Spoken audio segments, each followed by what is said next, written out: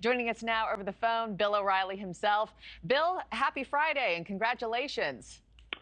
Thank you, Markie. I just want to tell everybody, Leland Vittert, he's afraid of snakes. Did you know that?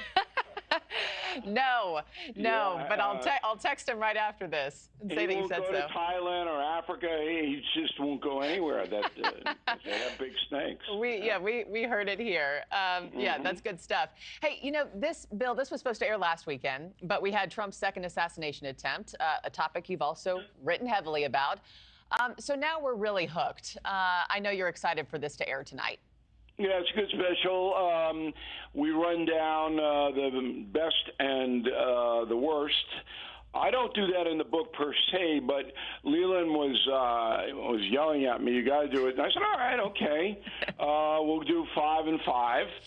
And it's entertaining, but it's also important because we have this year one of the most contentious presidential votes in our history. And a lot of Americans don't really understand what happened in the past, how people won, how people lost. And when you assess your vote, it's good to have as much knowledge as possible. So not only are you going to like the special because it's fun to watch, but you're going to be able to learn a whole bunch of things tonight at 9 o'clock, and we really appreciate NewsNation doing it. Yeah, and you bring me to my next point. When that special ends tonight and viewers from all over have tuned in, what do you hope that they really walk away with?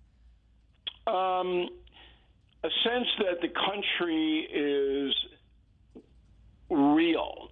We mythologize people. So let me give you a really good example. The reason that Confronting the Presidents says number one right out of the gate is because we give the reader stuff they have no idea about. So George Washington and Abraham Lincoln are the two presidents, and they were both excellent presidents who have been mythologized the most. And, we talk about them, and people, oh, yeah, George Washington and Abraham Lincoln. But you don't really know who they are. And Washington, we open a book with Washington's mother. All right? George Washington is mad at his mother.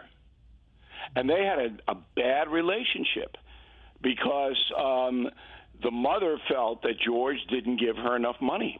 Interesting. I never knew this. You taught me this for the first time. Okay. Yeah. So when people read that, the first thing, they go, what? Wait, hold it. And they can identify because throughout the whole book, those are the things that are in there to make them real people. So Teddy Roosevelt had a terrible time with his oldest daughter, Alice. Alice drove Teddy nuts. And by the way, you couldn't call Teddy Teddy.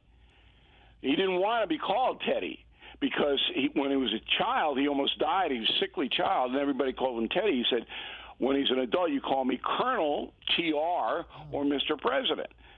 So you can walk in and go, hey, Teddy, the Secret Service, there was none back then. It sucked the oxygen out of the room. Yeah. Right. Yeah. But he was an unbelievable character. And people ask me, who's the closest to Donald Trump of all the presidents? Because now this book has taken on one of the kind of a legendary thing. So people like you who've read it. Andrew Jackson is the closest to Donald Trump. And interestingly enough, that's Trump's favorite president, Jackson. What surprised you the most? You're listing off all these things that have me hooked. I'm curious for you, who has written so many books. You've delved into these histories before. Can you share one nugget that you walked away with saying, oh, my gosh, I had no idea, and that shocked me the most of anything? The whole chapter on Lyndon Johnson. I had no idea how corrupt LBJ was. I'm a guy who's, I taught high school history, and I have a degree in history. And when we started to investigate Johnson, I thought he was okay. We obviously know about Vietnam.